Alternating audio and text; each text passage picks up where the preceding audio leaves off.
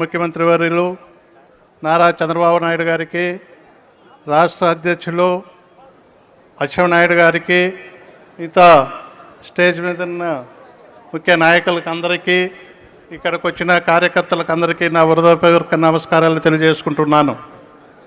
ముఖ్యంగా నేను ఈరోజు తెలుగుదేశంలో పార్టీలో చేరినాను.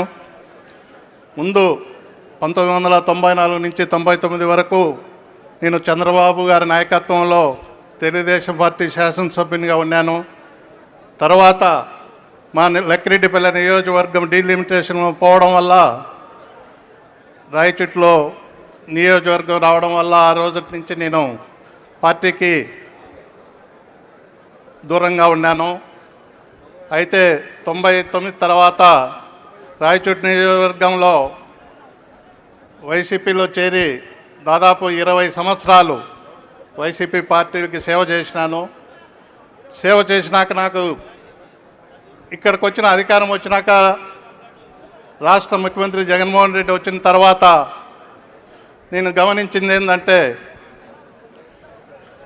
ఎక్కడ చూసినా అవినీతిమయం, ఎక్కడ చూసినా విధ్వంసం, ఎక్కడ చూసినా ఆయన నలుగురిని పార్టీ ఆఫీసులో ఏజెంట్లుగా పెట్టుకొని ఎవరైతే పార్టీకి కలెక్షన్ చేస్తారో వాళ్ళని నలుగురిని పెట్టుకొని వాళ్ళ దగ్గర కలెక్షన్ చేసుకుంటా కార్యకర్తలను కానీ, ప్రజలను కానీ, నాయకులను కానీ, ఎమ్మెల్యేలను కానీ, మంత్రులకు కూడా కనీస అపాయింట్మెంట్స్ ఇవ్వకుండా ఆయన చూసే అరాచక పాలనకు నేను ఈరోజు 20 సంవత్సరాలు చేసిన పార్టీకి ఆయన ముఖ్యమంత్రి అయిన తర్వాత కనీసం ఆయన సీఎం పేసీలేక అడుగు పెట్టలేదంటే మీరు గమనించండి.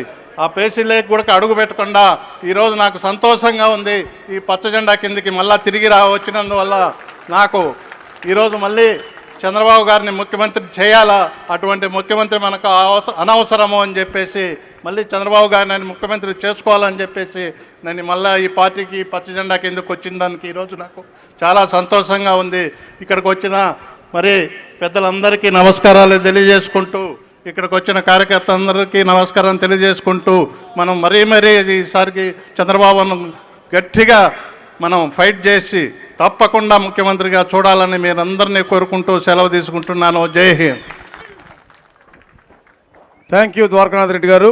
మరి ఇప్పుడు మాజీ మంత్రివర్యులు పెద్దలు పూజ్యులు దాడి వీరభద్రరావు గారిని మనసుగా కోరుతా ఉన్నాను.